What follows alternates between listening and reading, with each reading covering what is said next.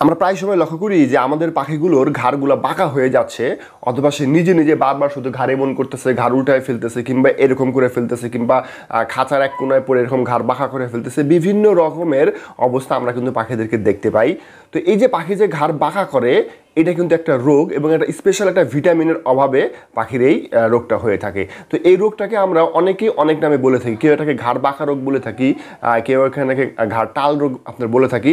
যে নামে আমরা বলে থাকি না কেন, এটার কিন্তু একটা স্পেসিফিক একটা ভিটামিনের সমস্যার কারণে কিন্তু আমাদের পাখির এই রোগটা হয়ে থাকে। তো কী ধরনের ভিটামিনের অভাবে আমাদের এই পাখির এই রোগটা হয়, সেই সাথে এই রোগটা সারানোর জন্য আমরা কিভাবে পাখির চিকিৎসা পদ্ধতি গ্রহণ করব, এবং কী ধরনের ভিটামিন বা মিনারেলস বা কী ধরনের ওষুধ আমরা পাখিকে দেবো, সেই বিষয়টা আপনার সাথে আজকে আলোচনা করবো।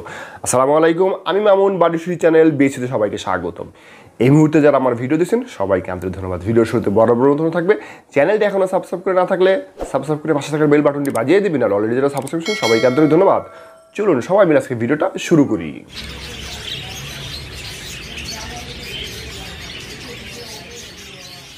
আমরা যে পাখি পালন করি না কেন, সেটা হতে পারে কবুতর, বাজারিগর, ককাটেল, লাভবার্ড, গোল্ডেন এফিস, বিভিন্ন ধরনের আমরা কিন্তু পাখি পালতে পারি। আমরা এই পাখিগুলোর মধ্যে কিন্তু একটা স্পেশাল ভিটামিনের ঘাটতির অভাবে আমাদের পাখিগুলোর কি হয়ে যায়, ঘাড় বাঁকা রোগ হয়ে যায় বা টাল রোগ হয়ে যায়।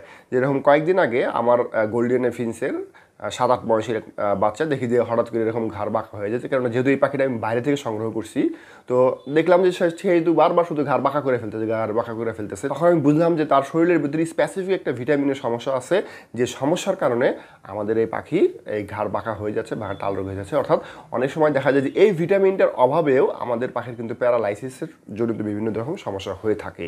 তো এই ঘাড় বাঁকা রোগের মূল এবং প্রধান যে সমস্যা হয় যে ভিটামিনটার অভাবে, সেটা হচ্ছে ভিটামিন বি কমপ্লেক্স। অর্থাৎ আমাদের পাখির শরীরে যদি ভিটামিন বি কমপ্লেক্সের মারাত্মক রকমের ঘাটতি দেখা দেয়, এবং সেই যদি কোনো সোর্স থেকে সঠিকভাবে ভিটামিন বি কমপ্লেক্স না পায়, তখন কিন্তু আমাদের এই পাখির ঘাড় টাল হয়ে যায়, ঘাড় বাঁকা হয়ে যায়। আর তখন কিন্তু আমাদের পাখি ঠিকমতো খাওয়া দাওয়া করতে পারে না। ফলশ্রুতিতে কী হয়, আমাদের পাখিগুলো মারা যায়। এবং দেখা যায় যে অনেক সময় আমাদের ব্রিডার পাখিগুলো এই ধরনের সমস্যা হয়ে গেছে, এবং আমাদের এত কষ্ট করে আমাদের ব্রিডার পাখিগুলো কিছুদিন পরে ডিম বাচ্চা করবে, কিন্তু এই টাল রোগ হওয়ার কারণে ঠিকমতো খেতে না পারে না, বা আমরা কীভাবে চিকিৎসা করবো সেটা না জানার কারণে আমাদের পাখিগুলো এক্সপায়ার হয়ে যায়, এবং আমরা খুবই মনক্ষুণ্ণ হয়ে যাই, বা আমাদের খুব মন খারাপ হয়ে যায়। তো দেখা যায় যে আমরা এই যে ঘাড় বাঁকা হয়ে গেছে বা টাল হয়ে গেছে, এটা কিন্তু আমরা বিশেষ করে নতুনরা এটা কেন হয় এটা জানি না। ফলশ্রুতিতে হয় কি, আমরা বিভিন্ন জনের কাছে বিভিন্ন রকমের পরামর্শ নিয়ে এটা আরও বেশি খারাপ করে ফেলি আমরা। আর যার অভিজ্ঞতা আছে, যারা অভিজ্ঞ, তারা পূর্ব পরিচিত এই রোগটার সাথে, তারা কিন্তু খুব সহজে এটা থেকে সার্ভাইভ করে তার পাখিকে রক্ষা করতে পারে। তো আমরা যখন নাকি দেখব যে আমাদের পাখির মধ্যে এই ধরনের অ্যাক্টিভিটি হচ্ছে বা এই ধরনের আপনার সমস্যা হচ্ছে, তাহলে দ্রুত তার চিকিৎসা পদ্ধতি করবো। আর এই চিকিৎসা পদ্ধতি গ্রহণ করার ক্ষেত্রেও কিন্তু আমরা অনেকে যে ভুলটা করি, হয়তো আমরা ধরে নেই এটা হয়তো কোনো ভাইরাস বা ব্যাকটেরিয়ার কারণে আমাদের পাখির এই রোগটা হইতেছে। ফলশ্রুতিতে আমরা কী করি, পাখিটাকে নিঃসঙ্গ করে দিই বা পাখিটাকে আলাদা করে দিই। তখন কিন্তু পরিস্থিতি আরও বেশি খারাপ হয়ে যায়। কারণ একটা পাখি যখন তার অনেকের মধ্যে থাকে বা তার জোড়ার মধ্যে যখন থাকে, তখন কিন্তু সে কিন্তু নিজেকে অ্যাক্টিভভাবে রাখার চেষ্টা করে। কিন্তু সে যখন নাকি একলা হয়ে যায়, তখন কিন্তু তার ভিতরে আরও বিভিন্ন ধরনের ক্রিয়া প্রক্রিয়া হয়, ফলশ্রুতিতে কিন্তু পাখি আরও দ্রুত মৃত্যুর দিকে ধাবিত হয়। তো এই যে রোগটা, ঘাড় বাঁকা রোগ, এটা কিন্তু কোনো সোয়াসের রোগ না, এটা কিন্তু কোনো ব্যাকটেরিয়া বা ভাইরাস জনিত রোগ না, এটা সামান্য একটা ভিটামিন বি কমপ্লেক্সের অভাবের কারণে হয়। তাই এই পাখিকে যখন আমরা চিকিৎসা করব, তখন পাখিকে আলাদা করার কোনো দরকার নাই। যেভাবে আছে পাখিরা আমরা সেইভাবে রাখবো। তবে এখানে প্রশ্ন থাকে যে আমরা তাহলে পাখিকে চিকিৎসা করব কি সবগুলোর একত্রে করব, নাকি আলাদা আলাদা করব। আমরা যখন নাকি পাখিকে ওষুধ দিব, সবাইকে একত্রে ওষুধ দিব, কারণ ভিটামিন বি কমপ্লেক্স কিন্তু পাখির বাচ্চার জন্য, পাখির নিজের জন্য, সব কিছুর জন্য কিন্তু দারুণ চমৎকার একটা আপনার ঔষধ, এবং এটা খুবই ভালো মানের একটা ঔষধ। তো এই বি কমপ্লেক্স হিসাবে আমরা কী ধরনের ওষুধ ব্যবহার করব, সেটা জানতে হলে কিন্তু সম্পূর্ণ ভিডিওটা আপনাকে দেখতে হবে। তো যেটা বলতেছিলাম, যে পাখিকে যখন আমরা চিকিৎসা করবো, তখন সবগুলোকে একত্রে চিকিৎসা করবো। এখন এখানে হয়েছে কি, পাখিটার আপনার ঘাড় বাঁকা হয়ে থাকে, ফ্লোরে বা কেজে ঘাড় বাঁকা করে পড়ে থাকে, একদিকে হয়তো প্যারালাইসিসের মধ্যে পড়ে থাকে, তখন কিন্তু আমরা ওষুধ দিয়ে দিই, কিন্তু পাখি কিন্তু নিজে নিজে খেতে পারে না। ফলশ্রুতিতে পাখি কিন্তু না খেয়ে আরও মারা যায়।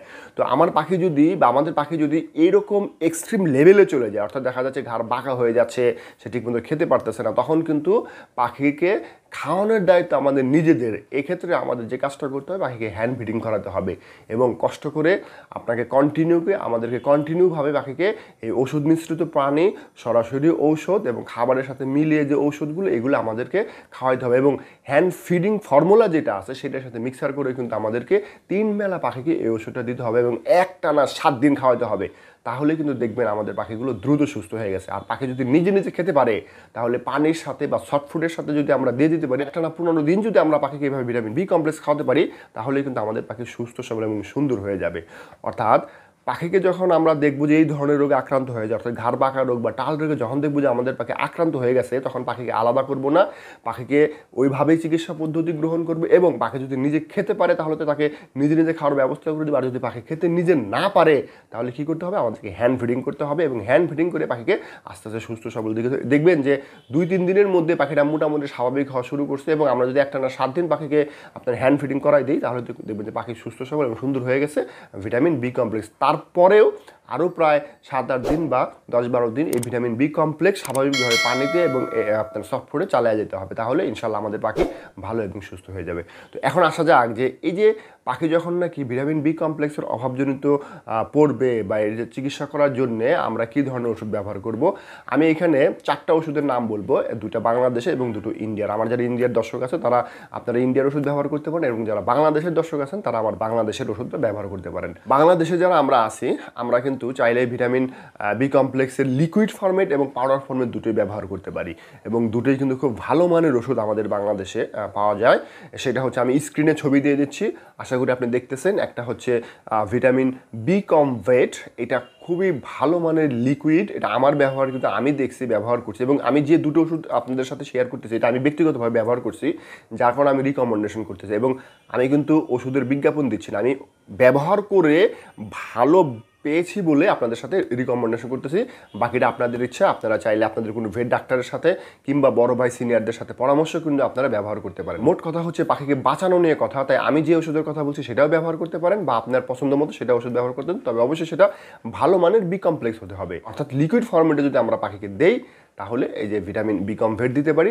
আর পাউডার ফর্মেটে যদি আমরা দেই, তাহলে আমরা প্রীতি WS নামে একটা স্কোয়ারের একটা আপনার ভিটামিন বি কমপ্লেক্সের পাউডার আছে, সেটা কিন্তু আপনারা ইউজ করতে পারেন। আমি দুটোরই আপনার ছবি স্ক্রিনে দিয়ে দিচ্ছি, আশা করি আপনাদের উপকার হবে।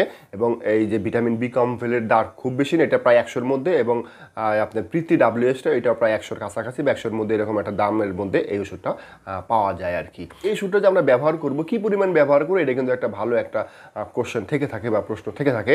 তো সেটা বলার আগে, ইন্ডিয়ার যে ভাইরা দেখতেছেন তাদের জন্য যে ওষুধটা আপনারা ব্যবহার করতে পারেন, সেটা হচ্ছে পলিবিয়ন অথবা অ্যাম্বিপ্লেক্স।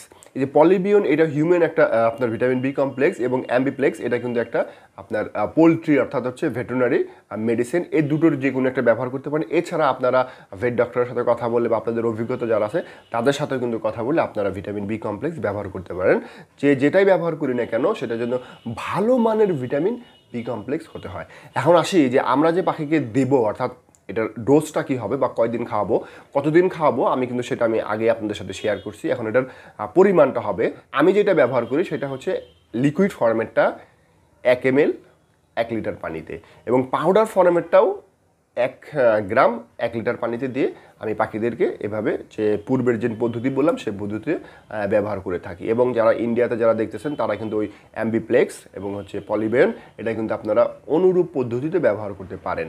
তো এই সফট ফুডের সাথেও কিন্তু এই আপনার বি কমপ্লেক্স আমরা পাখিকে দিতে পারি, এবং মাঝে মধ্যে যদি আমরা দেখা যায় সপ্তাহে একবার বা 15 দিনে একবার যদি মাঝে মধ্যে যদি আমরা এই বি কমপ্লেক্স পাখিকে নিয়মিত দেই, আর বিশেষ করে বাচ্চা উঠলে যদি আমরা পাখিকে যদি বি কমপ্লেক্সের একটা 7 দিনের কোর্স, অর্থাৎ বাচ্চা জন্মানোর 3 থেকে 4 দিনের পরের থেকে একটানা 7 দিনের যদি একটা কোর্স আমরা পাখিদেরকে করাই দিতে পারি, তাহলে কিন্তু বাচ্চা স্ট্রং থাকবে, বাচ্চার মর্টালিটি হার কমে যাবে। এছাড়া ভিটামিন বি কমপ্লেক্স রিলেটেড কিন্তু অনেকগুলো ভিডিও আমার চ্যানেলে আছে, চাইলে দেখে নিতে পারেন। আমি ডেসক্রিপশন এবং আই বাটনে লিঙ্ক দিয়ে দিচ্ছি।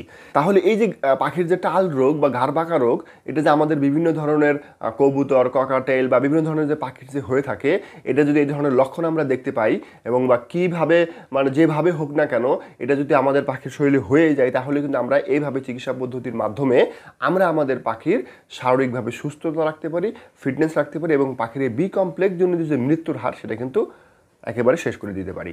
এতক্ষণ ভিডিওটা দেখার জন্য আন্তরিক ধন্যবাদ। আশা করি ভিডিওটা ভালো লাগছে। ভিডিওটা ভালো লাগলে লাইক করবেন, শেয়ার করবেন। চ্যানেলে নতুন হয়ে থাকলে সাবস্ক্রাইব করে পাশে থাকার বেল বাটনটি বাজিয়ে দিবেন। চ্যানেলে সোশ্যাল মিডিয়া জয়েন না করে থাকলে ডেসক্রিপশনে লিঙ্ক আছে, এখনই জয়েন করেন। দেখা হচ্ছে নতুন আর একটা ভিডিও নিয়ে। ততক্ষণ পর্যন্ত ভালো থাকবেন, ভালো রাখবেন। টাটা, আসসালামু আলাইকুম।